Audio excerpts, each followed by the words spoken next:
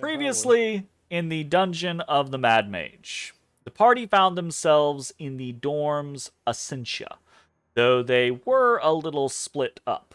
Bones and Ezrah were conversing with Marta Moonshadow, while Matashtai and Ashes waited in the hallway.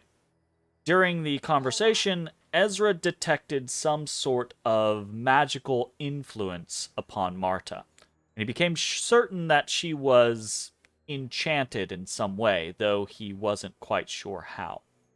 Still, the party seemed to be getting nowhere with her, so Ezrah decided to attempt dispelling whatever magic enchanted her. The results were immediate and severe. An immense demonic entity appeared, Marta lost consciousness, and the entire party, even Matashtai and Ashes out in the hall, were struck by a sudden blindness. The demon howled in Abyssal, making its will known to Ezrah. It intended to punish the sorcerer for his impudent interference. Ezrah immediately took the defensive, conjuring up images of himself, images that he felt begin to wink out of existence one by one under the demon's assault. But the creature underestimated the party's resilience, resourcefulness, and their Zorn companion, because moss-covered rock near a stream didn't need to see to be deadly, and his aid allowed Bones to assault the creature as well. Out in the hall, Matashtai cured Ashes and himself of their blindness, and Ashes burst through the locked door with a portable ram. Suddenly outnumbered, and apparently outgunned, the demon resorted to dirty tactics, and took the unconscious form of Marta hostage.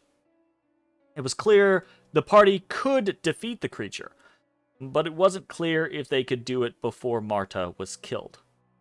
They struck up a dialogue, with Matashtai taking the lead. They tried to suss out what the demon wanted, why it was targeting Marta, and more importantly, how they could get out of this situation with Marta alive, and preferably unpossessed.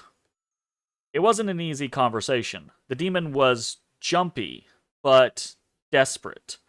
And desperate was exploitable. The demon had no idea of the party's temperament, so it told Matashtai of its long mission, and the twisting of Marta's bloodline into worship and servitude to the Drow as punishments for their actions against the Dark Elves so long ago.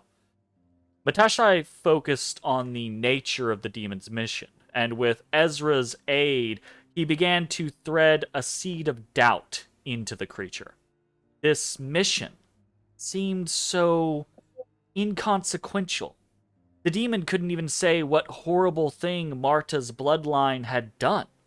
Was this really a worthy mission? Or was this just the demon being cast aside, forgotten? Whether true or not, the line of questioning hit on some security within the demon.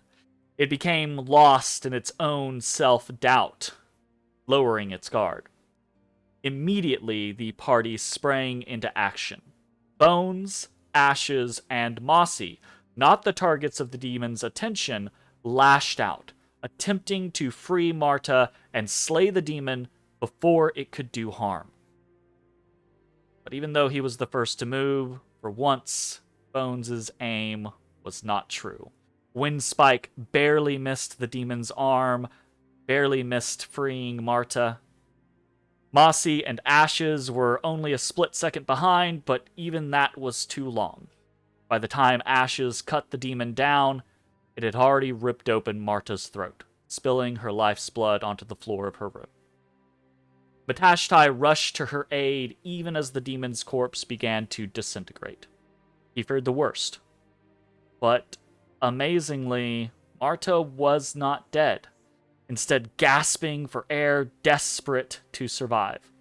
The Halaster monk healed the moon elf as best he could, mending her jugular back together, straightening the broken bones of her esophagus, and regrowing the flesh to form a ragged red scab across her throat.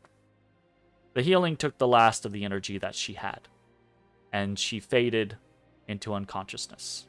But she was alive. The party breathed a collective sigh, and it seemed obvious that Marta would be out for at least an hour or so.